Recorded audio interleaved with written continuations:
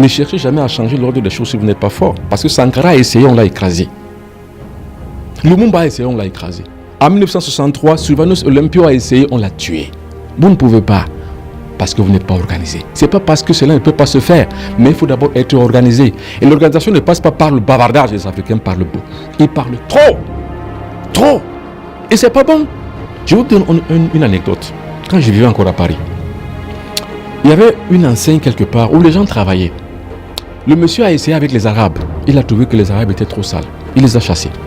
Il a essayé avec les Africains parlaient tout le temps, au téléphone, avec les soeurs, les frères, les cousins qui venaient chaque fois les rendre visiter au travail. Ils ne travaillaient plus. Et après, il a pris les Chinois.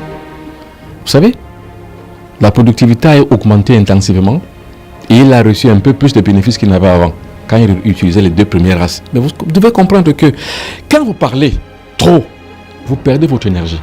Vous perdez le sens même de votre locution et vous perdez même le sens même de la réalité.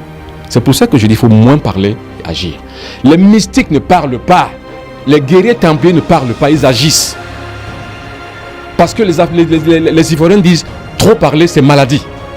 Et nous chez les Bassins on dit l'oiseau gendarme qui parle trop ne sait pas construire un nid. Ça c'est vrai. Parce qu'il passe son temps à parler.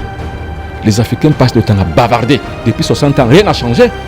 L'OA est passé, l'UA est passé. Et le comité des Africains, je ne sais pas quoi, comment on les appelle, rien ne passe, rien ne change, tout est comme ça. Qu'est-ce que vous voulez donc? Mais monsieur, il faut qu'on change de discours.